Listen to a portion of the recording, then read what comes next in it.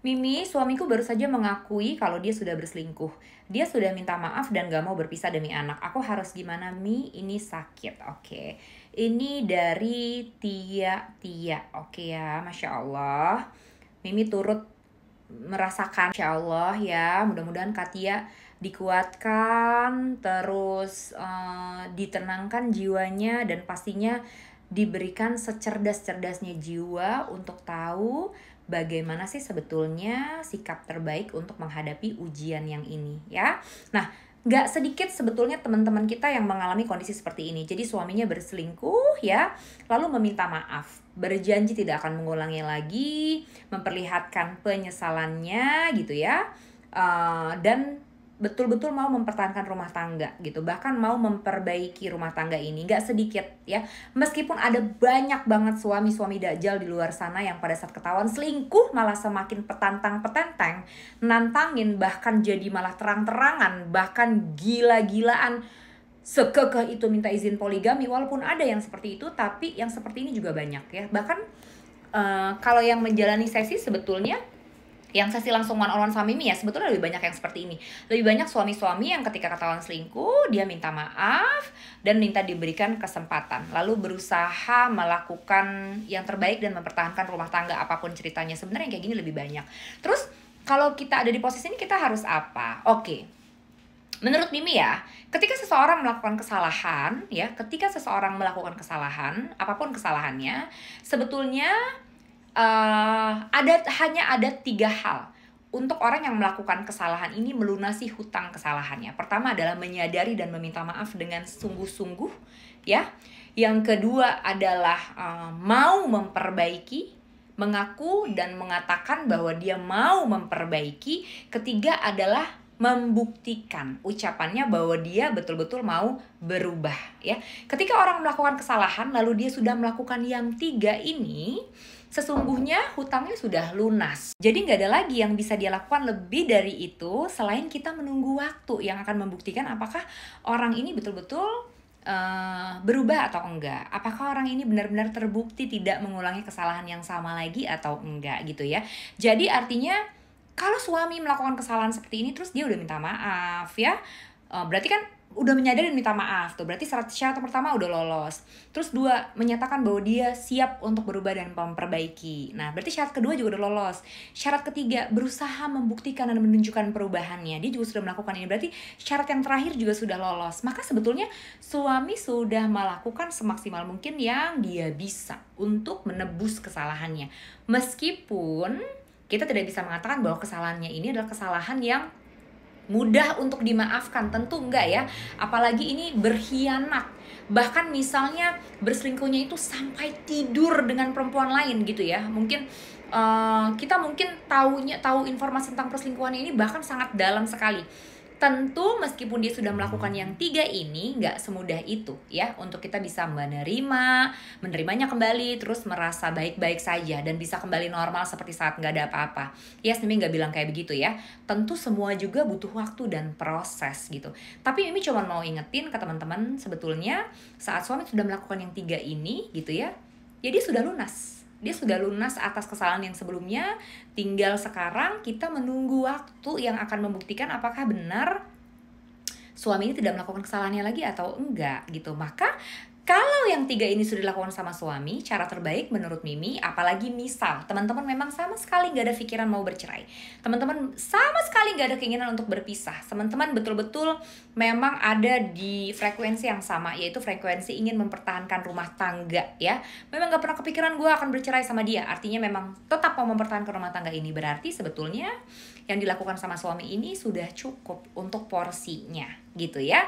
Dia memang ada kewajiban untuk terus-terusan dalam jangka waktu yang panjang mungkin ya, membuktikan perubahannya, membuktikan bahwa dia benar-benar tidak akan melakukannya lagi, bahwa dia benar-benar menyesali perbuatannya.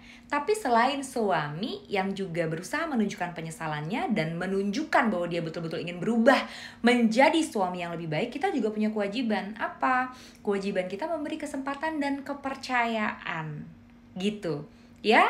Karena nanti kalau dia udah menjalankan yang 3 ini, berarti tadi Mimi bilang hutangnya ketika melakukan kesalahan itu sudah lunas. Lalu kita tidak juga menghargai dan memberikannya kesempatan, tidak juga memberinya kepercayaan. Kemungkinan besar yang terjadi adalah nantinya suami akan merasa sia-sia dan percuma dia melakukan apapun yang dilakukannya gitu. Dia akan merasa tidak dihargai. Apalagi misalnya setelah mungkin dia maksudnya proses meminta maaf dari kejadiannya ini udah cukup lama, misalnya sudah 1 tahun, tapi kita masih belum juga bisa menerima dan memaafkannya, masih terus-terusan mengungkit dan menjudge dia sebagai laki-laki seperti itu.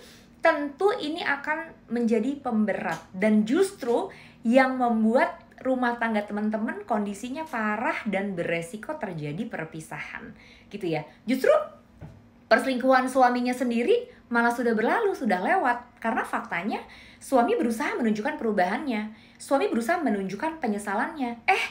Tapi dilalahnya karena kita tidak memberi kesempatan, tidak mau menghargai, tidak mau berusaha mempercayainya lagi, justru rujuknya kita yang malah menjadi penyebab kita sama suami semakin jauh dan mungkin bisa saja malah berujung perpisahan gitu. Walaupun ini sulit untuk diterima ya, walaupun ini gak enak untuk didengar, tapi Mimi harus mengatakan yang sebenarnya. Ketika suami berselingkuh lalu dia sudah meminta maaf, menyadari perbuatannya, mengakui bahwa dia salah dan dia mau berubah, lalu dia menunjukkan dan membuktikan penyesalan dan perubahannya, sebetulnya porsinya suami sampai di situ sudah selesai. Maka kita yang setelah itu harus memegang peranan yang juga punya porsi penting, yaitu apa? Memberinya kesempatan, memberinya kepercayaan, dan memberinya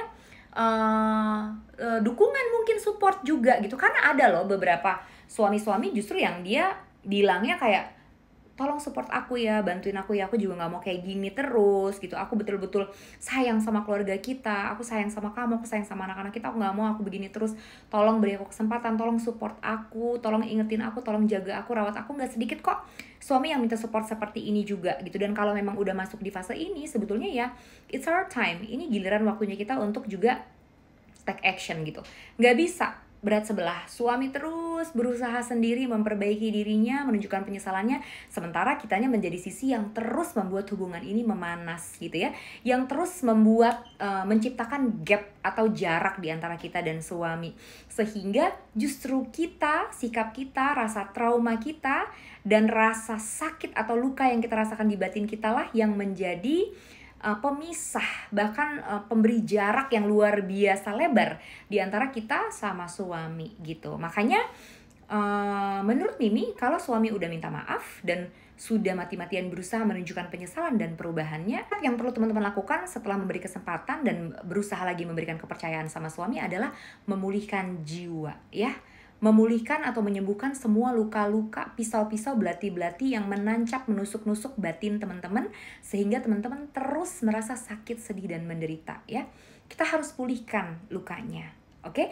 Karena mustahil. Apa sih yang membuat teman-teman itu sulit memberikan kepercayaan lagi sama suami?